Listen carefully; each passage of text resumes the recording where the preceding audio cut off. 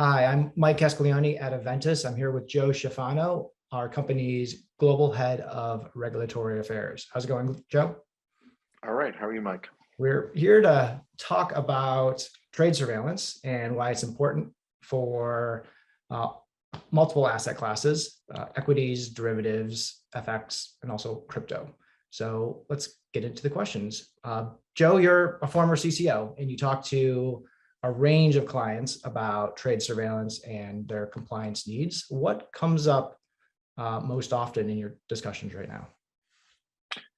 So today, I think there are three types of things that come up in our conversations. The first one relates to the amount of data people are handling.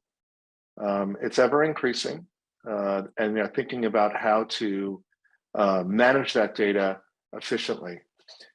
The second issue that comes up relates to the efficiency of their surveillance program, dealing with things like false positives and how to calibrate things appropriately. And that's always been a concern, right? The more data you have, and as you try to maximize your resources, compliance folks are always trying to do more with less. They need to think about how to calibrate well and still find what they need to find. The third thing I think has to do with how surveillance techniques have changed in relation to the types of market manipulation people are looking for. So we spent 10 years looking at spoofing and layering and wash trades and that kind of thing. And we now know what that is. And we've done a pretty good job of writing procedures to ferret those kinds of things out. But bad actors and enforcement folks have moved on. And now they're looking at things like cross-product types of manipulations. So there are new things that people are looking at all the time, and the ecosystem is continuously evolving. So there are, generally speaking, two types of companies. One that already has a trade surveillance system in place and has been doing it for years. Another type of company is maybe building one from scratch. Let's talk about the first one first. So you have a company that has an existing process, maybe existing technology. What are they doing now to stay up with technological advances and all these new challenges that you just laid out? Sure. Just like with any kind of technology, it needs to keep up, right, with the latest technological advances and keep up with the amount of data, the increasing amount of data that is available. And as your business grows, there are more things to think about.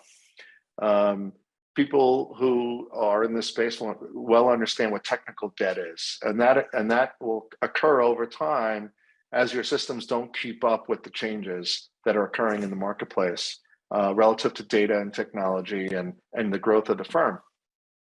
So I think those folks are thinking about those issues and trying to keep up with the latest technological advances. For example, using machine learning techniques or using better models for calibration and robotic process automation and those kinds of things. So I think the group of folks that have been doing surveillance for a long time are in that state where they're trying to make sure they keep pace. How about the second type of company? There are many new companies that we are speaking with. A lot of them are in the digital asset space, and they're perhaps building a compliance framework from scratch. What should they be focused on at this stage? Yeah, I would say that there are two or three things that that this crowd needs to think about. Whether they're just building or they've built something and they're trying to figure out what they need and why they need it. There's two to three kinds of things that come up. One is buy versus build, right? Generally, this is a very technological crowd getting into a new business, particularly in the digital asset space. And the concept is that, well, I could build it for now and then go from there.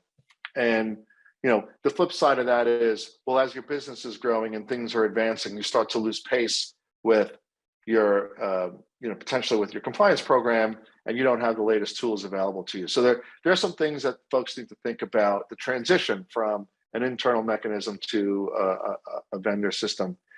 The other thing, and probably the more important issue relative to whether they buy or build, relates to the why they need it and what they need and what they need to cover. And here, the lessons come directly from traditional finance as it relates to market manipulation, let's say. They really could look to the past and into the to think about the future and future-proof their business. Some of them in this crowd may think, hey, there's regulatory uncertainty. Do I really need this? And the answer to that is absolutely yes, because enforcement agencies will be looking at your activity today, 2, 3, 4 years from now, and will certainly not just give you a pass because there was perceived regulatory uncertainty. It is always against the law to lie and steal. Fraud is always a problem, whether it's written clear as day or not. Those laws are on the books, so people need to be thinking about their trade surveillance in this space. Yeah. Also to add to that, I come across the "do we need it now versus later" debate, and those who select now are really focused on their reputation and using a strong compliance system now to show that they're protecting their clients and protecting their brand, that they're contributing to trusted markets. It's a really critical point, Mike, that, and we can look to the past for lessons on this. Back in 2011, 12, and 13, after Dodd-Frank, and people were thinking a lot about spoofing and market manipulation, the issue was, well, what is it really? Can you explain it to me?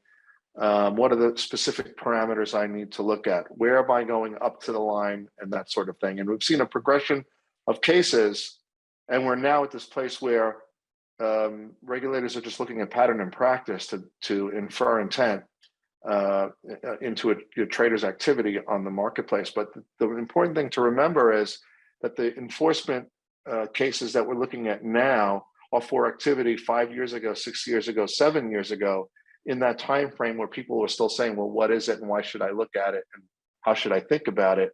You should think about it now and think about what enforcement people might be thinking about 3 and 4 and 5 years from now. All right, right now we are in mid-2022. It's a bear market. There are several crypto projects that are struggling, maybe seemingly insolvent. So a lot of attention is on proper risk monitoring and risk management. So why is trade surveillance important in an environment as tough as this? Sure, and the answer is pretty simple, because regulators never waste a good crisis. And now is the exact time that they're going to be looking in even deeper. Whenever there's any kind of fallout, particularly with the new technology or new financial products, these are good moments for regulators and compliance people to be looking at these situations and thinking to themselves, okay, how did this go wrong? And how could we build a better framework to make sure it doesn't happen again? What are the kinds of things that become problematic over time? And this is really critical for business people and legal and compliance people, because you want to future-proof your business. You put a lot of time and effort into generating revenue, growing a firm, hiring people, and you want to ensure that these kinds of things don't happen over time. And if they're going to happen, that you get early warning signs. And this will attract institutional interest over time, institutional investors, so on and so forth. So it's really critical to think about your regulatory and compliance frameworks, trade surveillance being a part of that early in the process, not later. Okay, that covers the questions for today. Thanks to Joe Schifano, Global Head of Regulatory Affairs at Aventus. To learn more, please visit us at aventus.com. And also please reach out if you have questions about what you've heard or have suggestions about future topics to cover. All right, thank you. Thank you. All right, bye, Joe.